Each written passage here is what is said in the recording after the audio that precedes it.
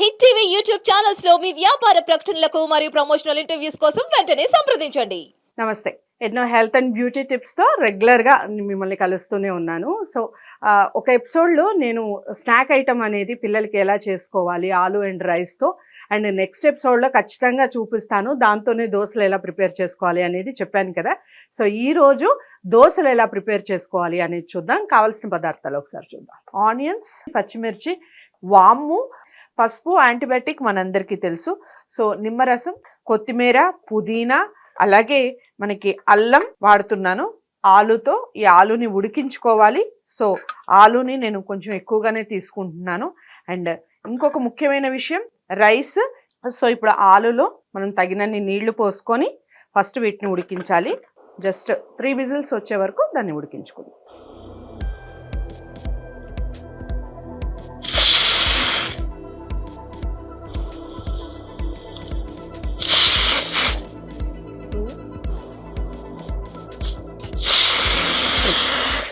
చూడండి, రైస్ ఇలా బాగా మెత్తగా ఉడికిపోవాలి.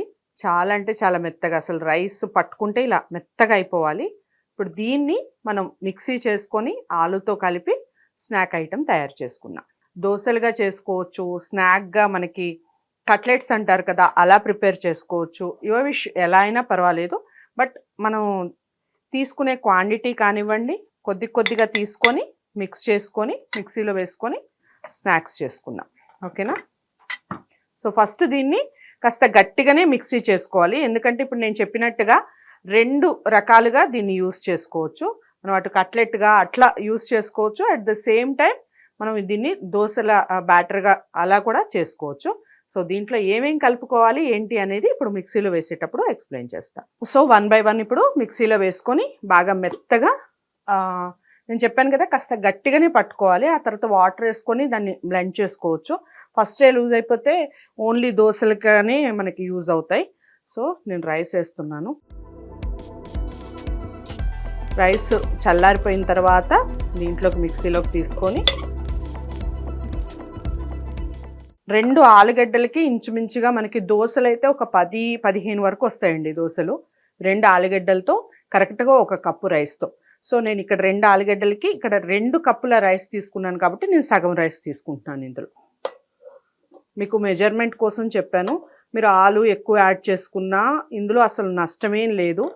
మీ ఇష్టం, అంటే పిల్లలు ఇష్టంగా తింటారు అనుకుంటే అలా వేసుకోవచ్చు. బట్ నేను హాఫ్ రైస్ వేస్తున్నాను.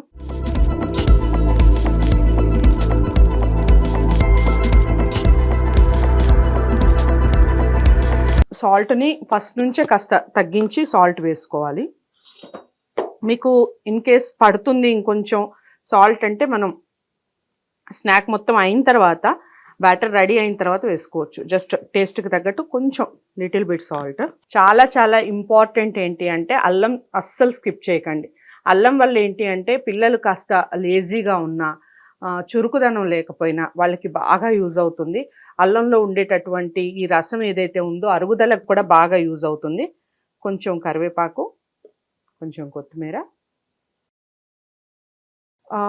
కొంతమందికి ఎలా ఇష్టం ఉంటుంది అంటే వాము అనేది మనకి పైన చల్లుకొని వాము తగులుతూ ఉంటే చాలా ఇష్టంగా తింటారు. అలా తినేవాళ్ళు డైరెక్ట్గా వాముని మొత్తం మిక్సీ అయిపోయిన తర్వాత కలిపేటప్పుడు వాముని కలుపుకోండి. బట్ నేను అసలు ఏది తెలవకుండా పిల్లలకి పెట్టాలి అని ముందే చెప్పాను కాబట్టి నేను ఇందులోనే మిక్స్ చేస్తున్నాను. సో కొంచెం ఆనియన్స్,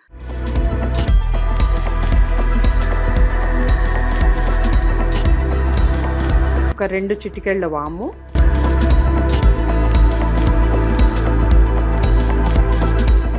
పచ్చిమిర్చి అసలు కారం కలపకూడదండి, అందుకని నేను పచ్చిమిర్చి కొంచెం ఎక్కువనే వేస్తున్నాను. ఇంకోటి ఏంటంటే మనం దోశలు కానీ లేదా స్నాక్ ఐటమ్ ఏది వేసినా కారం అనేది తగ్గుతుంది ఆయిల్ తగిలాక. ఏ ఆయిల్లో వేసినా కానీ మీరు కారం అనేది తగ్గుతుంది కాబట్టి ఆయిల్. సో ఇది వేసుకున్న తర్వాత ఇప్పుడు నిమ్మరసం అనేది ఎప్పుడు యాడ్ చేయాలి అనేది నేను చెప్తాను.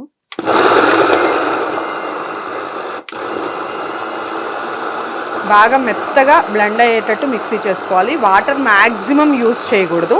వాటర్ యూజ్ చేయకుండా మ్యాక్సిమం మిక్సీ పట్టుకోవాలి.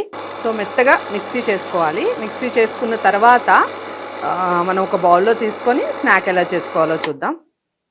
సో అయిపోయింది, మీకు చూపిస్తాను.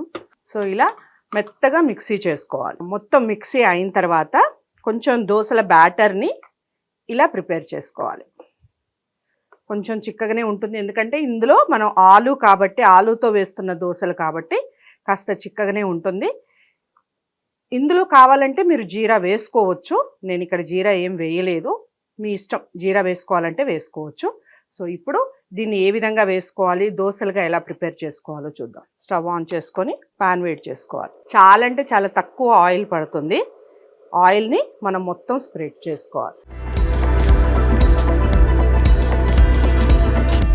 మనకి ఆయిల్ హీట్ అయిన స్మెల్ వస్తుందండి. దాని గురించి వంట చేసే వాళ్ళకి ప్రత్యేకించి చెప్పాల్సిన అవసరం లేదు.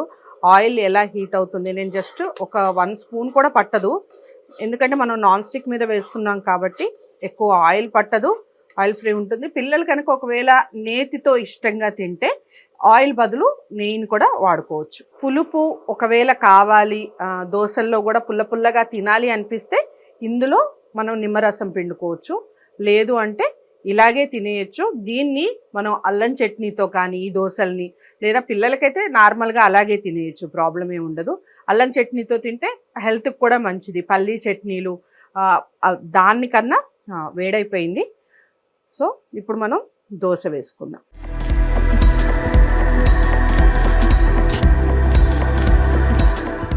దోశ మధ్యలో వేసి చుట్టూరు మామూలుగా చేస్తారు కదా, ఇక్కడ అలా కాకుండా మనకి దోశ అనేది నీట్గా ఇలా వేసుకోవాలి. స్ప్రెడ్ అవుతుంది, మధ్యలోకి వచ్చేస్తుంది అది.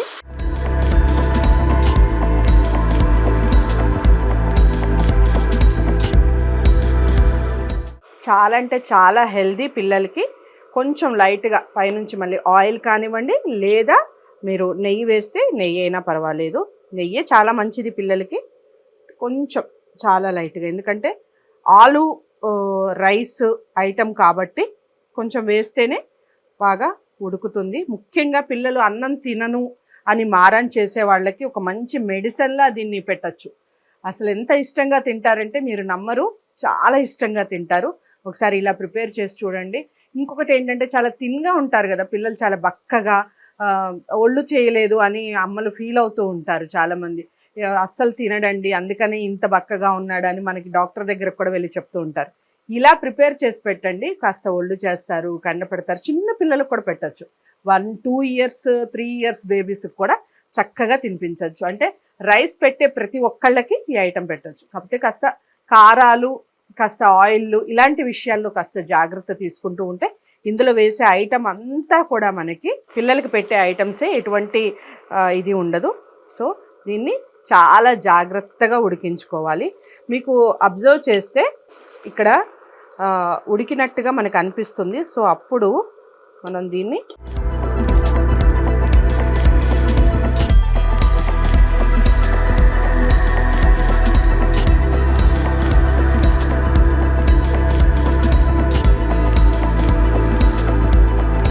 కొంచెం ఆయిల్ వేసుకొని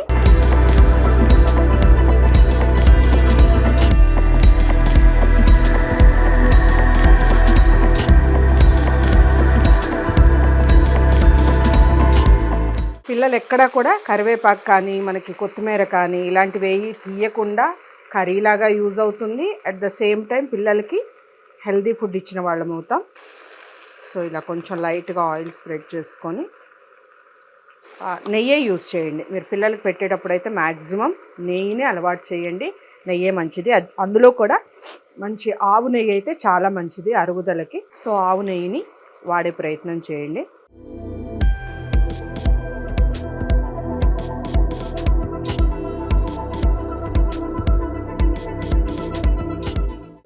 మనకి అది ఆ సువాసన అనేది తెలుస్తుంది ఏగిన తర్వాత ఎలా ఉంది అనేది.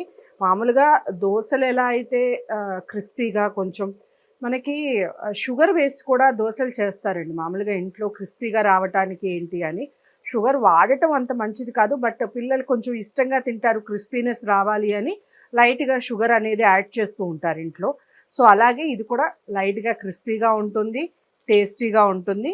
పిల్లలు చాలా ఇష్టంగా తింటారు, 100% ఇష్టంగా తింటారు దోశలు. నేను లాస్ట్ వీడియోలో చెప్పినట్టుగా అలా కట్లెట్గా కూడా యూజ్ చేసుకోవచ్చు. పిల్లలు ఏ షేప్ను ఎక్కువగా ఇష్టపడతారు, ఎలా ఉంటే వాళ్ళ కళ్ళకి నచ్చుతుంది అలా చేయటమే అంతే, వేరే ఇదేం లేదు. కాకపోతే దోశలు చాలామంది పిల్లలకి ఇష్టంగానే తింటారు కాబట్టి నేను ఈ దోశలు అనేది ఇలా వేస్తే కూడా పిల్లలు బాగా ఇష్టంగా తింటారు, హెల్దీ ఫుడ్ అని చెప్తున్నాను.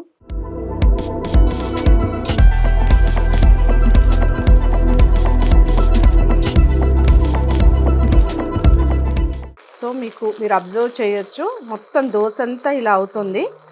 అయిన తర్వాత మనం తిరిగేసి ఒక్క 5 నిమిషాలు అలా ఉంచుకొని తీసేసుకొని సర్వ్ చేసుకోవడమే.